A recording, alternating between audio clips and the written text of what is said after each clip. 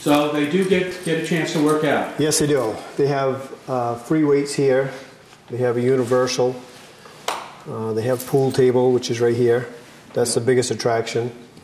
They have a small basketball court that they get a lot of their frustrations out with by running around inside that. That would be the only area that they could run in, would be the basketball court. Of course, this is old military, so it's it's pretty. Oh, is that what this was? Military base, yes. Oh, okay. This used to be an Air Force station. And they play a handball against there. Yes, they do. You give them respect and you get respect back. That's, you're fair with them and you get it back. This is our counseling area. He's got somebody in there right now. Now, what would that counselor be there for? To talk over their problems, try to help them through it, possibly recommend them for any kind of medication if they needed it, pass it on to a psychologist. Like the guy that we just saw in solitary there. Would he take advantage of counseling? I would say not. No. He never has. Some people just don't want to talk with them. They just want to make it hard on themselves. Right. They could make it easy, but they prefer to make it hard. Yes. Try to deal with things their own way. What do you do with somebody? I mean, I don't know that you would know this, but a guy like that who just goes against the system, but still his time is up. You got to let him out? Yes, you do. Got to let them out and they'll be back. They'll be back because of the way they acted here, too. Right.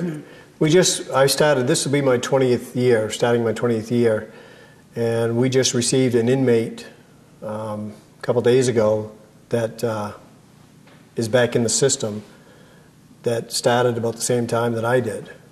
So he's been in the system for almost 20 years. And he's here. He's back here again. So it's for some it's never ending, which is sad. It's the only life that they know. So they did urine testing this morning, and that's why the chairs are lined up the way they are. Wow. How often does that happen? I mean, it's random, right? Yes. Well, we have random, and we also have suspicion. So random, we have to do so many per year. I believe it's 14 we have to do a year, but suspicion we could do anytime. Right. So now, when you notice that tobacco smell over there, what would be the next step? To try and locate who's smoking. Yeah. Could be in the bathroom, it could be in the room. Try to get down and catch a guy actually smoking. Yeah. But I can't imagine you can catch somebody all the time. No, all the time you can't. No, because they have lookouts. They'll have somebody to stand in the doorway and say, "Oh, here comes the guard." Yeah, so right. they ditch a cigarette. It is hard. It's never ending, and it kind of wears on the officers. Right. Trying to keep up with it, and it's a big challenge. Probably our biggest challenge. And it's only smoking. But it's only smoking, right? The drugs now, that's a different story. Yes. What kind of drugs do you find that you...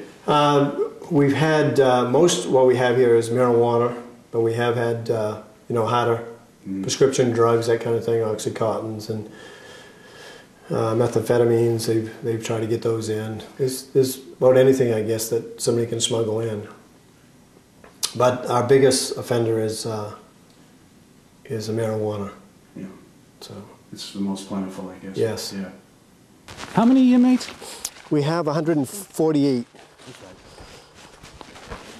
And you're really set up for 100 and... We're set up for 96. 96, yeah.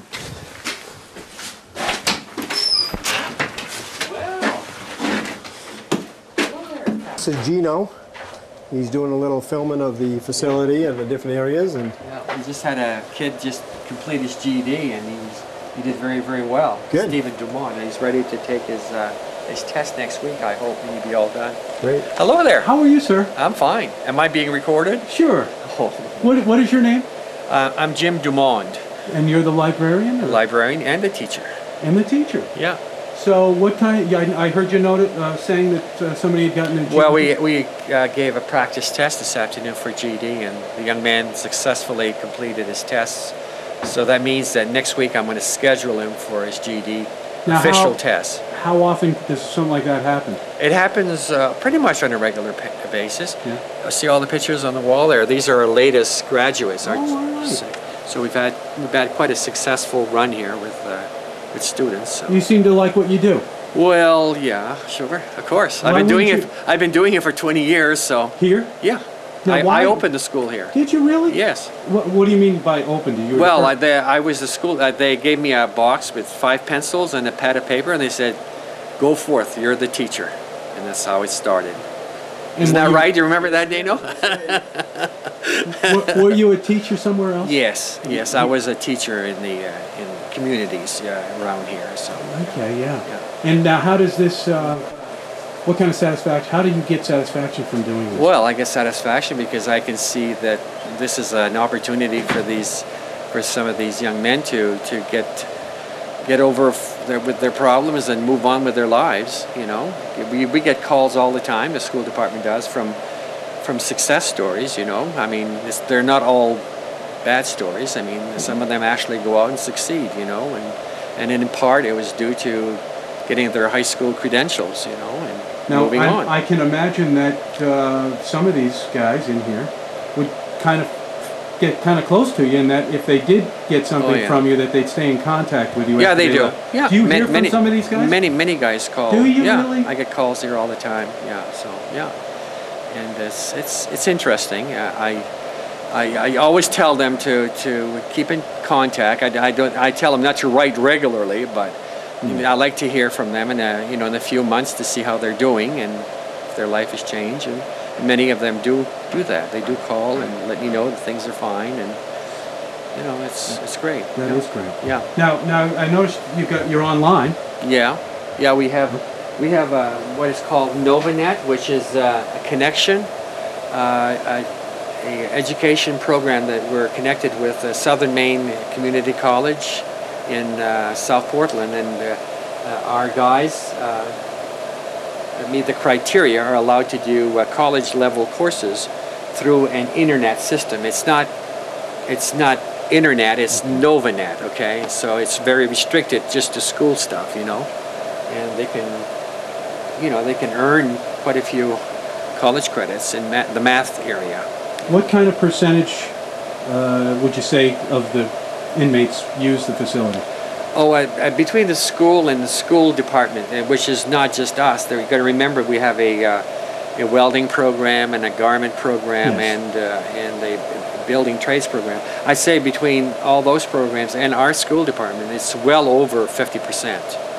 Because we also have the library, and many of the guys come to the library, so Yeah. it's a very busy place. Now, one of is the it open busiest all the time? I mean, Yes, Yeah. and during the day it's open from 8 in the morning till 4 in the afternoon, every day. So, yeah. Well, thank you. You're welcome.